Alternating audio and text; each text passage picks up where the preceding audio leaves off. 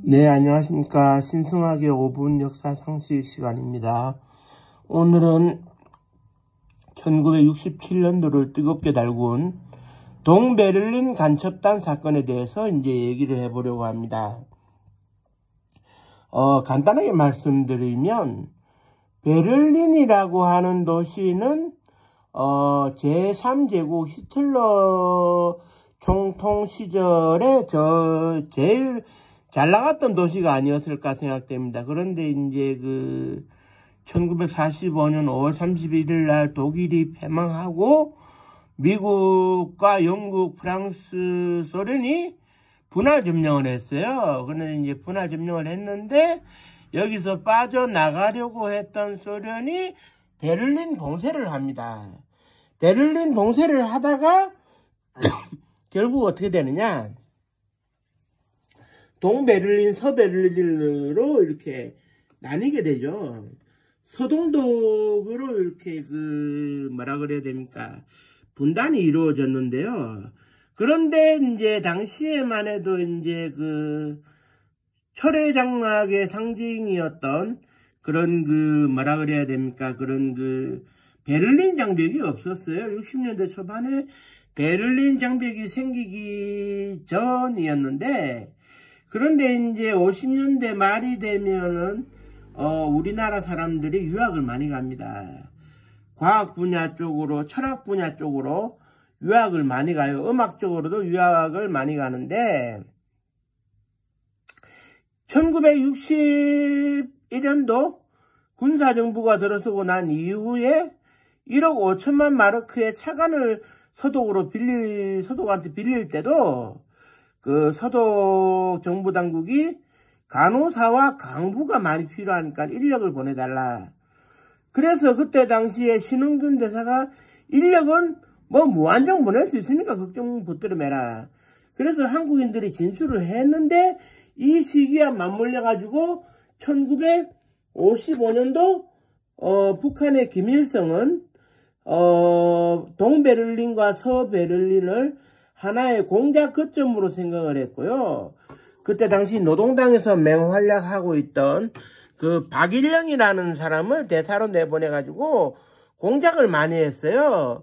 공작을 많이 하고 이제 조건 없이 이제 동베를린에 이제 북한 대사관에 이제 오도록, 그러면은 이제 융숭하게 식사 대접을 해주고 이제 몇십 달러의 달러도 이제 손에 쥐어주고 그랬는데, 이 동베를린 간첩단 사건이 어떻게 이제 벌어지느냐에 대해 가지고는 지금부터 이제 말씀드리겠습니다.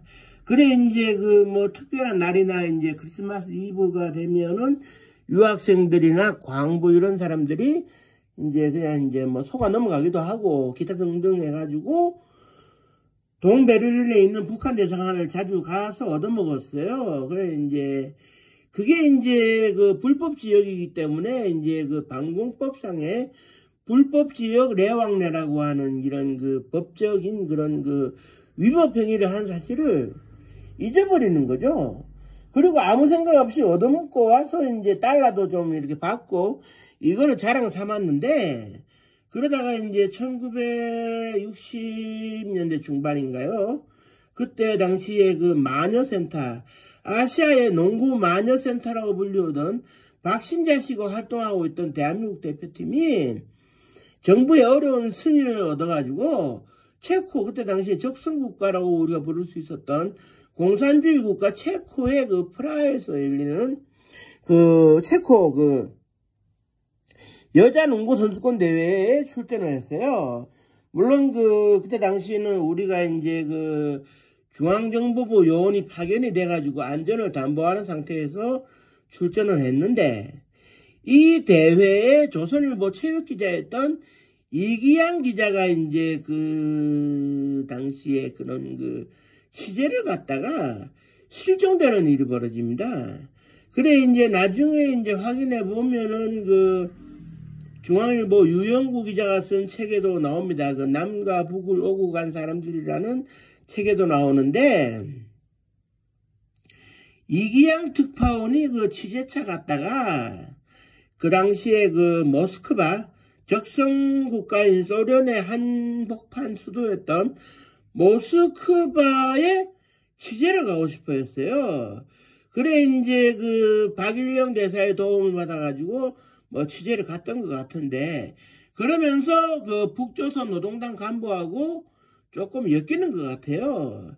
그래서 이제 모스크바에서 만나가지고 좀 취재를 해보겠다 그랬는데, 그 북조선의 그 노동당 간부가 여러 가지 절차도 밟아야 되고 모스크바까지 날아가는 게 힘드니까 이기양 기자 보고 이제 평양으로 들어올 수 없겠느냐, 신변 보장을 해주겠다. 그래 이기양 기자가 평양에 들어가서 체류를 하고 취재를 하고 몰래 빠져나오려다가 실종 사건이 대서특필되자 원웨이 티켓 신세로 붙잡히는 뭐 그런 입장이 됐다고 할까요? 그리고 난 이후에 완전히 역사 속으로 사라졌는데, 이때 그 독일에서 해겔 철학을 공부하면서 유학을 하고 있던 임석진 씨가 그 이기양 기자하고는 서울대 물리대 동창이니까 이기양 기자가 사라진 거에 대해서 불안감을 표출하게 되고, 이기양 기자의 그 실종에 불안감을 표출했던 그런 그 임석진 씨는 이미 동베를린 북한 대사관에 가가지고 가짜 형식이나마 노동당에 입당 선서까지 한 사람이었어요. 그러다 보니까 상당히 불안하잖아요. 그래 이제 귀국을 해가지고 있다가 이제 도저히 불안해서 안 되겠다. 그래가지고 홍아무개라고 하는 자기 친척을 주선을 해가지고 박정희 대통령을 찾아갔어요. 찾아가가지고 이제 그 박정희 대통령한테 소위 그 이실직고를 했는데, 대공사건 혐의자가 대통령한테 찾아가가지고 자수를 한 최초의 사건이었죠. 그래 이제 박정희 대통령이 김영욱 중앙정보부장에게 연결을 해가지고 중앙정보부에 가서 똑같이 이제 진술해주면 죄를 묻지 않겠다. 그래가지고 이제 임석진 씨가 중앙정보부에 가서 이런저런 진술을 했는데, 이렇게 되자 이제 중앙정보부에서 난리가 날 거 아닙니까? 아, 이거 서독에 베를린에 이제 있는 우리 교포들이 공산당의 그런 그 북한 대사관에 그런 그 활동, 그런 그 포섭 활동이 많이 노출이 되었구나. 그래가지고 이 사람들에 대한 단속을 해야 되겠다. 그래서 이게 이제 그 사건화가 되기 시작을 했고, 그래서 이제 그 불법지역 내왕래를 했다고 할 수 있는 사람들에 대해 가지고 일괄적으로 이제 귀국 조치를 시키는데, 귀국에 협조하지 않았던 사람들은 정부에서 이제 좀 강제성을 띠는 납치를 했던 것으로 이제 기억이 되고, 그때 당시에 가장 대표적이었던 윤희상 음악가나 이응로 화벽 같은 경우는 박정희 대통령의 가짜 친서를 보여주고 문화예술인들을 초청한다는 빌미로 서울로 들어오게 합니다.